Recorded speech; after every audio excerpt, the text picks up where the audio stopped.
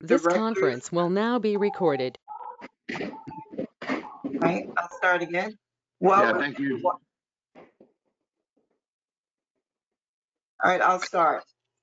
Welcome everyone to the Metropolitan Water District Representatives Caucus and special meeting of the Board of Directors for the West Basin Municipal Water District, December 2nd, 2020. It's now 12:34. I'd like to call this meeting to order. Is there any public comment, Patrick? President Gray, there's no public comment. All right, then we will go to this discussion item. We're happy to have with us again today our General Manager for Metropolitan Water District, Jeff Keitlinger, and he will be discussing issues regarding the MWD board. So Jeff, with that, welcome again. And it's good to see you. I saw you online just a few minutes ago. So good to see you again. Good to see you, Gloria. Chairwoman Gray. Thank you. Can you start? Happy to start with the items on the Metropolitan Board meeting coming up. I'll be addressing them. I'm not entirely sure if I have any staff on the line like Katana or Devin, but if they do, they should speak up or raise a hand and let me know.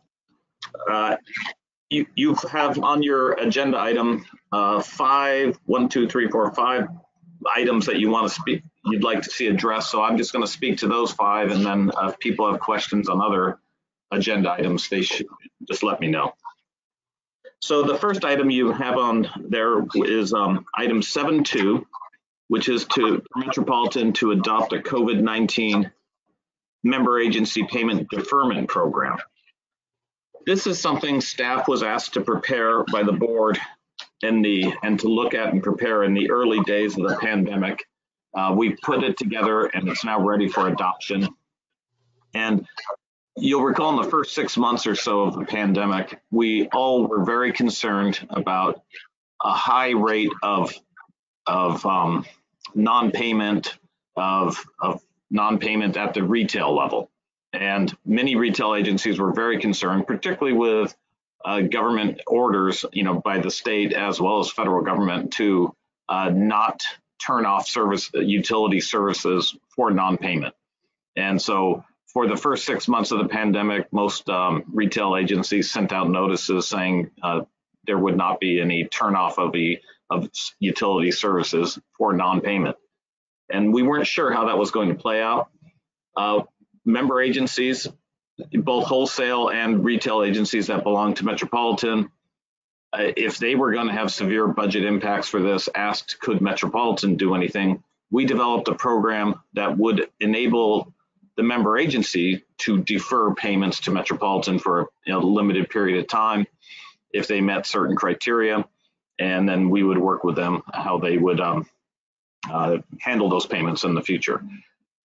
As it's panning out, while we're still going to adopt it, we're bringing it forward for the board to adopt. We are hearing from our retail agencies and our wholesale agencies that serve retailers belonging to Metropolitan that while COVID-19 and the pandemic has had significant impacts to general funds of cities and in other areas, we aren't seeing huge defaults, and we're not seeing any significantly large numbers of non-payment of utility bills and at the retail level. And so that's good news coming out of the pandemic. Obviously, people are still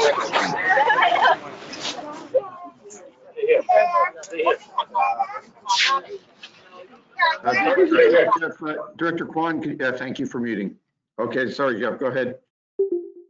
So we're still going to bring it forward for adoption. I'm not sure that we will have member agencies that will be availing themselves of this program.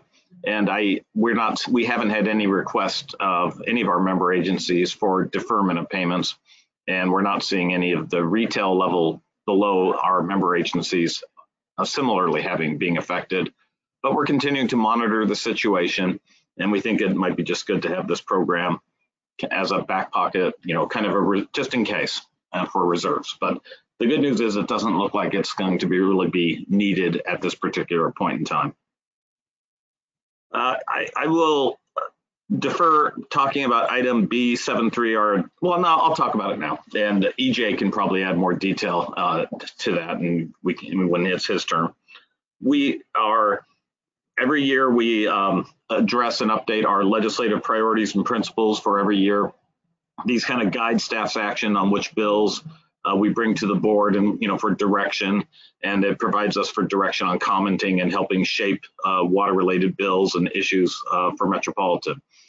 So these priorities and principles are very helpful for staff and how we engage with the Washington and Sacramento as we look at legislative issues that arise. This year, typically, we have done this in a fashion that has state principles and federal principles, which are fairly redundant. And we thought we'd clean them up quite a bit and get a single set of principles. And we thought that would be much more helpful for the board and for the public to understand Metropolitan's positions. So we did not provide, normally when we make changes, we provide a red line. Because we've completely redone the format, this turns it into just one entire red line. So instead, what we're highlighting with the board and member agencies is where we've made some actual changes to the principles, but by and large, this is mostly cleanup and streamlining to try and make it more user-friendly and more readable. And so you'll see that in item 7.3, and we can discuss some of the specifics and some of the areas of changes, which were relatively minor from the previous principles, but there are some issues there. Item 7.4.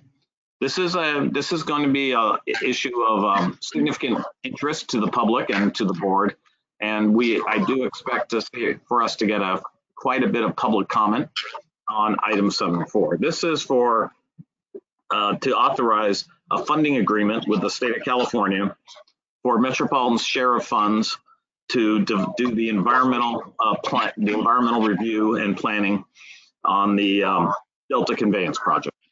So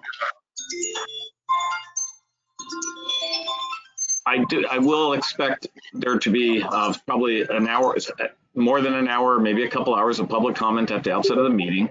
We have received a significant amount of correspondence on this issue, both for and against it, from business groups, NGOs, communities or associations, chambers throughout Southern California and some beyond. So obviously this is an issue of significant interest. We have looked at how we would share, and let me talk about it. Right now, when Governor Gavin Newsom put aside what was called Water Fix, developed by the Governor Brown administration, with 2 tunnels under the Delta, Governor Newsom said he wanted to go back and he preferred a single tunnel approach. And that was in his State of the State address right after he got elected, January of 2018. So they've been working on this since, and they have been developing the approach for the single tunnel. The state has been carrying all the financial impacts of redoing the scoping and redoing the process. Now that we're actually going to be in preparing the environmental impact report and the preliminary engineering to support that, as well as some of the early investigative work for the pre-planning, the state is now going back to the contractors, the state water contractors, and asking them to fund their proportionate shares of that. There are some contractors that will not be participating in the project. There are 29 total state water contractors. 5 of them are north of the Delta and don't receive water from this project, and they're not participating. Their total percentage payments in this would be about 2.8% total.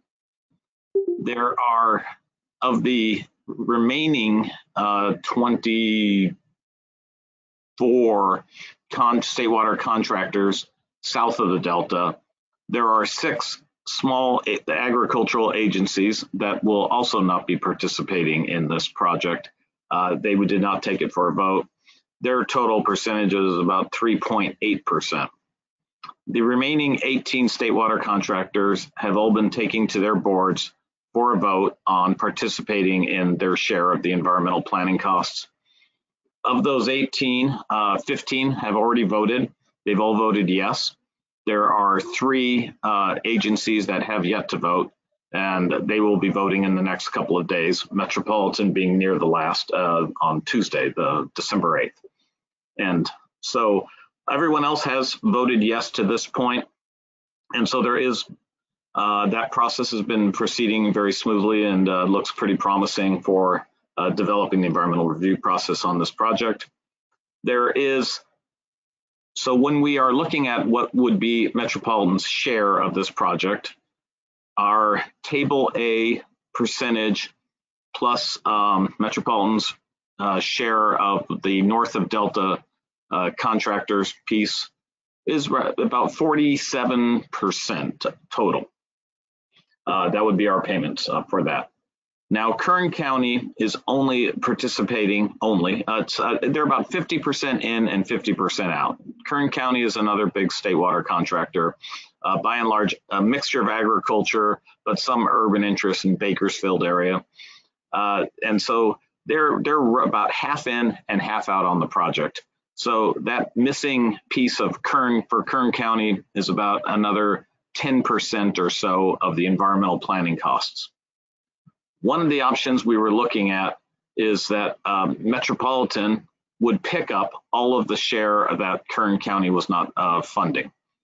And the reason why staff would consider recommending that to the board is because there is, you get what you pay for on this project. So you can get more than your table A share benefits if you pay more for the project. And that provides a lot of benefits to the agencies. And a number of agencies have been paying more. In fact, almost all of the state water contractors have decided to pay more to get more benefit. Those are of the 18 that are participating. Some of them significantly more. Santa Clara, Antelope Valley have decided that it's in their interest to invest in much more than their table A. So staff was looking at recommending that we would be willing to provide cost funding for all of that, up including the Kern County share that was unsubscribed.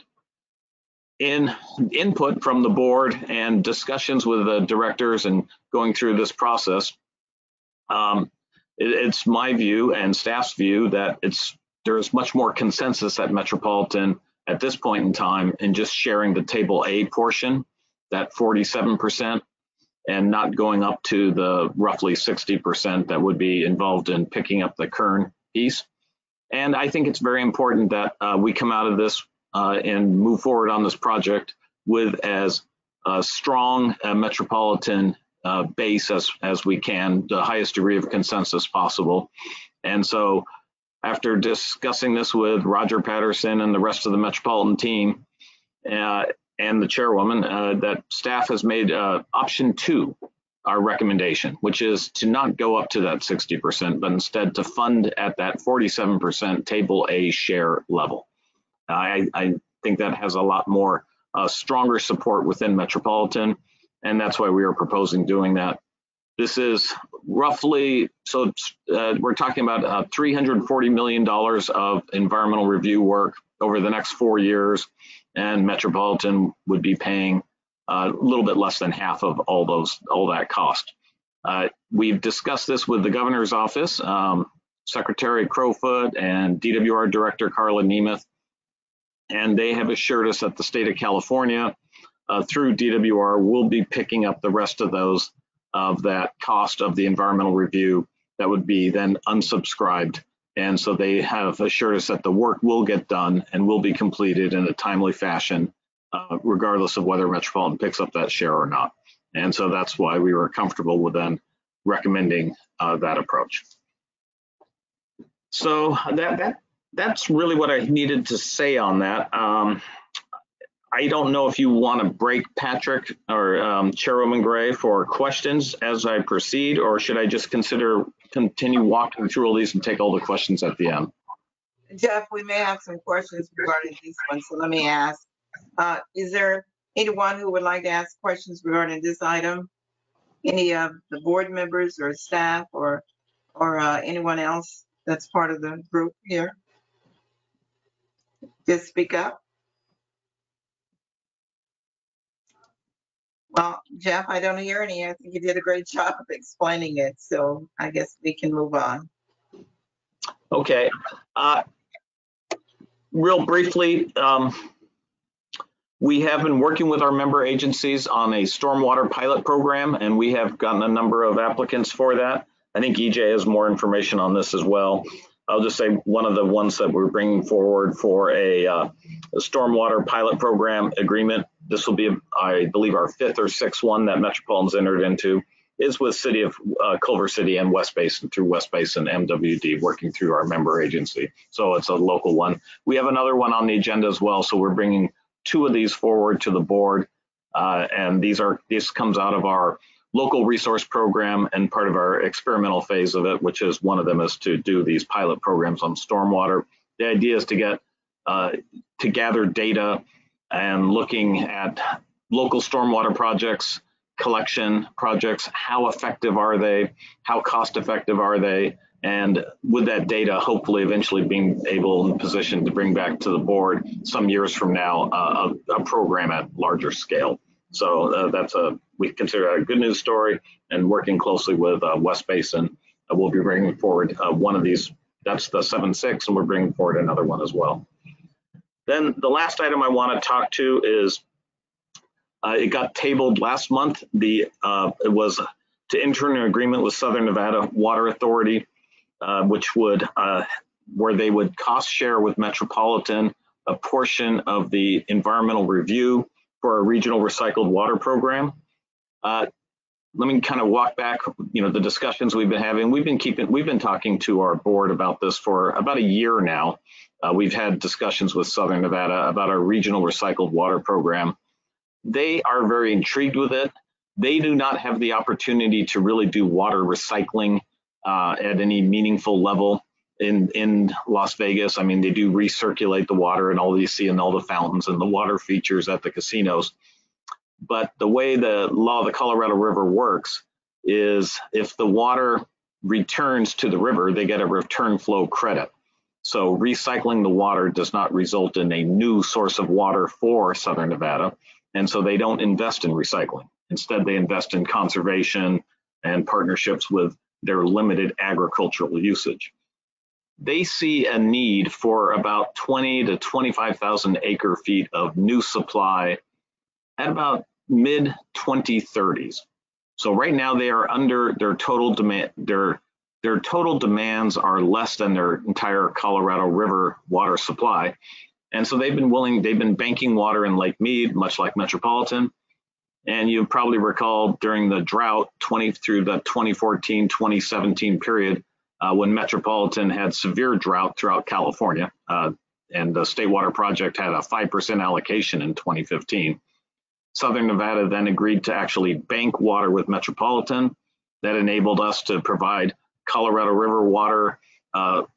We serviced our entire service area with almost 90% Colorado River water, the highest level of Colorado River water we've ever used since the state project came online.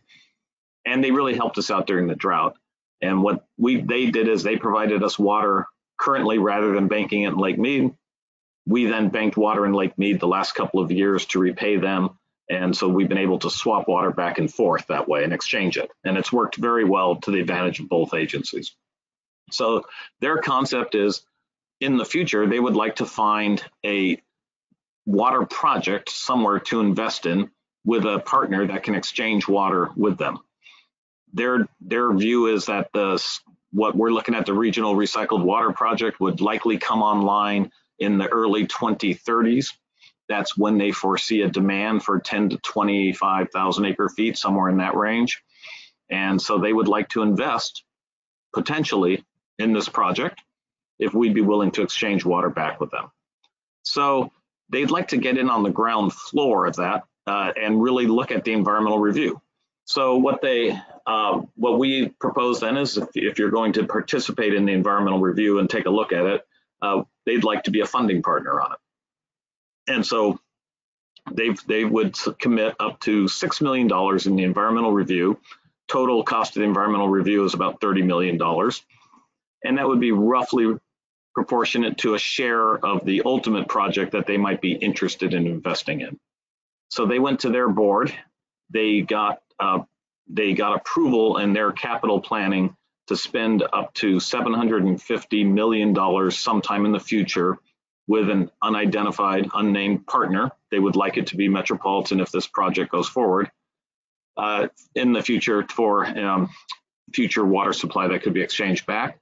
So they got board approval to spend eventually, if the project goes forward, up to $750 million. And they also went and got board approval to spend $6 million today to work with Metropolitan on this project. Since we don't really know exactly, we obviously don't know if the project is even going to go forward at all, because we haven't done our CEQA yet and we're not going to be pre-decisional. We don't know whether or not it makes sense for us to be exchanging water until we really get a firm look at what we think demands are going to be 25 years from now. Does that make sense? Is this the right type of exchange? So there's a lot of technical issues that have to be done over the next 4 years while we prepare the environmental review for the regional recycle project. So what the agreement calls for is that they would provide us with $6 million. Their staff would participate in reviewing the documents. At the end of the day, it would only be approved by Metropolitan's board. We would have the final say on everything. They just want to understand fully what they're getting into. And it can be, and that the agreement provides that either party may walk away at any time.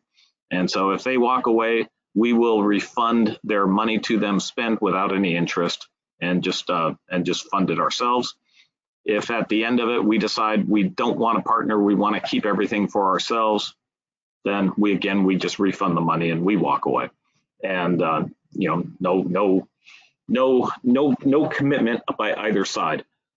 The reason why we find this value, in addition to getting money with no strings attached to it right now, in a time of financial distress for many of our member agencies and low sales at Metropolitan, is we think it makes a lot of sense for the long-term success of this project. The regional recycle project, which we believe is important and why staff has been recommending that we move forward with it, does provide us with a very firm local supply of water, and that's going to be valuable in a climate change world. And we think it also complements very nicely with our Delta Conveyance project, because if you look at the water that flows into the LA County Sanitation District's, their sewer shed, basically, the water flowing into there, a high percentage of that water, well over 30%, is state project water. So when you link the recycling to the improved reliability of the state water project and you link recycling to it, those two pieces really do complement each other and help firm up the region's local water supply. So we think that makes a lot of sense. The challenges for Metropolitan, frankly, are going to be a little on the financial side. We're going to be asking the board to make a commitment to a $3+ billion investment in recycling 3 years from now, roughly. And right now we are experiencing our lowest water sales and the lowest demand since the 1980s, which is really good news in many respects, because it's made our region that much more reliable in face of prolonged drought if we have low demands, because we've been able to build up our water reserves and our banking to the highest level in Metropolitan's history. But it does, that doesn't guarantee anything 25 years out, and we know we have climate change, and we know we've got to continue to invest and build for that. But it's hard to invest and build when your cash flow is at its lowest point because of you're having extremely low water sales in the interim. So having a financial partner willing to step up at a significant level and willing to offload water in wet and normal years through the Lake Mead banking program and offloading that to Southern Nevada makes a lot of financial sense, makes the project much more viable, because recycled water projects are an every year project. They produce the same amount of water every single year. But Metropolitan's demands are such that we don't need water in average years or wet years. We have plenty of water from our existing sources to do those. We need water for long, dry drought periods, which over a 25-year period, we don't know how many years that'll be, but we know it's going to be, historically, it was about 30% of the years would be dry. With climate change, maybe that goes up, maybe it's 40%, but still we'd be having excess supply in 50, 60, potentially 70% of the years where we would have excess supply. Having a partner to manage that excess supply decreases our financial exposure, makes the project so we can accelerate it earlier. And there's just a host of benefits to do that. One of the things we also think is a significant benefit is that it makes our state project water more reliable, and it actually reduces our reliance on Delta water, because by having a partner on the Colorado River where we can ramp up in the dry years from the Colorado River through our Lake Mead banking and through our partnership with Southern Nevada, that means in those dry years and those drought years, we can reduce our reliance on the Delta, as we managed to do in 2014 through 2017, and manage with reduced state project supplies. So it all complements our Colorado and our state water project, continues to move us away from being stuck on state water project in dry years, enhancing our reliability and reducing our reliance. And it also makes a lot of financial sense. So that's why we are attracted to a long-term program in partnership with Southern Nevada. But in the meantime, this is just a first step. This is just simply that they would invest a proportionate share of the environmental review, and either side can walk away with no commitments. And so we think this is a fairly straightforward piece that ought to be approved. And we're really intrigued with that long-term partnership. We think it potentially has the potential to be of tremendous benefit to Metropolitan, but that decision won't be made for about another 3 years from now. So again, happy to take questions on that one, Chairwoman. Okay, are there any questions from anyone? Jeff, this is Russ LaFave. I'd like to go back to the conveyance. Yesterday in the San Joaquin Valley water, there was an item called tunnel funding slipping ? The quote was, MWD likely won't pick up the slack to cover planning costs for the tunnel. What I think I heard you saying is that you've dealt with that issue you've dealt with that issue through the state. Is that right? That's exactly right, Director Lefebvre. If this did leave a gap that the environmental work could not be completed, I don't think that staff would not likely be recommending that we'd only fund the 47%. But with the commitment from the state of California to manage that gap, to take over that remaining roughly 10% of the environmental review, we are now comfortable with recommending 47% because there is full coverage of the costs of the environmental review now. So that is right on spot, Director Lefebvre. Thanks, that sounds great.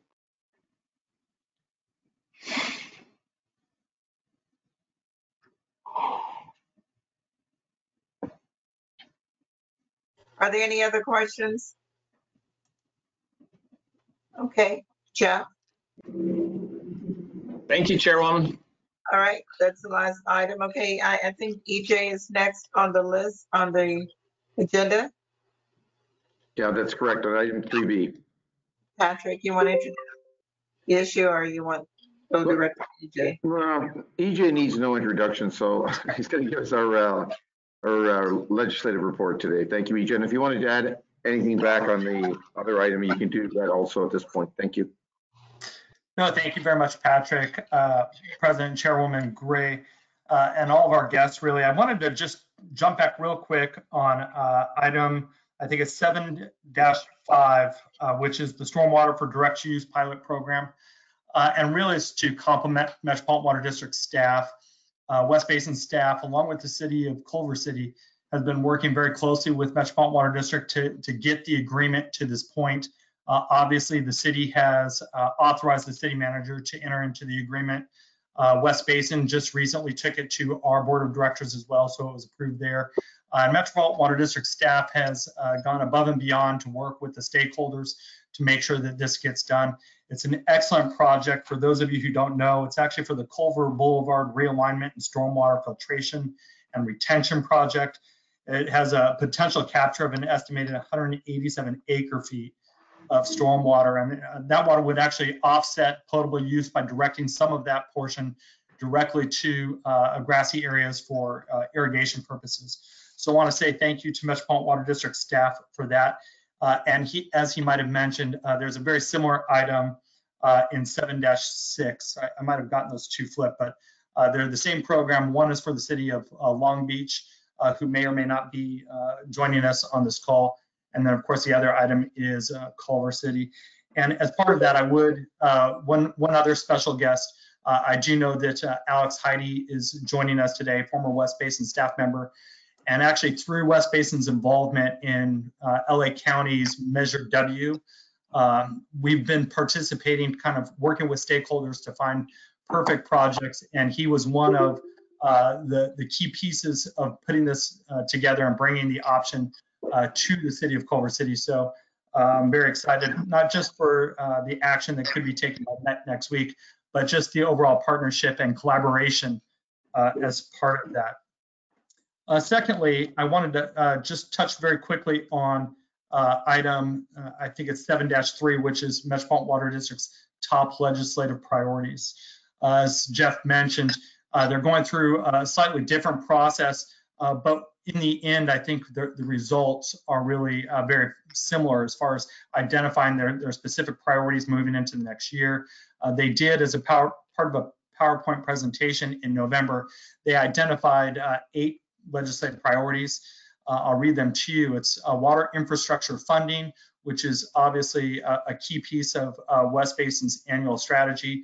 A regional water, recycled water program, again, funding for recycled water and moving that forward as far as the regulations on direct potable reuse.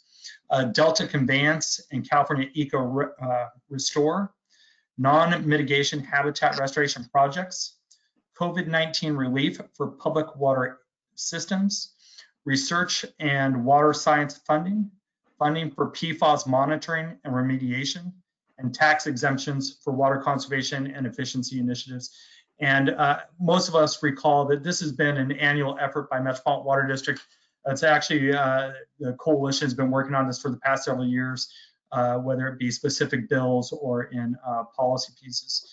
And then, of course, Metropolitan Water District has 2 bills that they're considering sponsoring for state legislation. One would be to create a statewide program to identify and evaluate CECs in drinking water. This was initiated by Metropolitan Water District last year before the start of the session. Legislation was ultimately introduced, but due to the COVID-19 restrictions on the legislative session, the bill did not move forward. And the second is to grant Metropolitan Water District lead agency status under the Surface Mining and Reclamation Act. And I believe Metropolitan Water District has done this in the past for other specific programs and projects. And last but not least, in terms of a legislative update, I did want to leave you with just one note. On December 15th, the West Basin Water Policy and Legislation Committee will be meeting virtually at 1 p.m. during our regularly scheduled committee meeting. And some of you had the opportunity to join us for our November committee meeting, where we had Niamel Pappas and Associates, our state lobbyists, in attendance to provide a general overview and breakdown of the election results. And we're lucky to have our federal lobbyists join us for our December committee meeting. Van Scoyoc Associates, some of you are very familiar with them. I know that they happen to represent Eastern Municipal Water District as well. But they'll be providing a federal update and really getting into the nuts and bolts of what will take place during the lame duck session. And I know that for a lot of us, a lot of our agencies, municipalities, we've been moving forward on a lot of different concepts, whether that be relief for delinquencies on specific retail bills, ultimately all the way down to just making sure that water districts and special districts have availability to COVID-19 relief funds. So we'll be taking a deeper look into that again on December 15th at 1 p.m. I hope you'll be able to join us. And so with that, Madam Chair, that's all I have, but I'm happy to answer any questions. Yeah, Director Gray had to step away for a minute, so if anybody has any questions for EJ? Hearing none. I guess that will bring us to thank you, EJ, for that great report. We have nothing on MWD other matters. We've already covered everything on item 5. And EJ, or anybody from, I see Catano is on here right now. Nothing on action items for Met. No information items, item 7, and no pending items. And is there any other items? Or Catano, did you have anything to add or no? You're on mute. Oh, sorry. So no, unless there's a question, I'm sorry, I logged on late. Unless there's a question, the item that we have, we've taken a few comments from a couple of folks that wanted us to make sure that, one, we are now not disallowing right off if anybody receives any money from the states or feds, we will, the language now says that we will look at it to make sure if there is not sufficient funding. So so it doesn't mean that if you get money, you will not automatically be disqualified. So we've changed that language slightly. Small other tweaks, but get a lot of other responses. So I think that hopefully the program will be approved by the board and made effective January. Thank you, Catano. Vice President Williams, Director Williams, do you bring us to adjournment if you'd want to do if there's no other business, if you'd want to do the official adjournment on behalf of President Gray? Yeah, I would be happy to do that. And since there is no further action before the board, I would declare this meeting adjourned. Thank you, sir. See you later. Bye-bye. Bye. This conference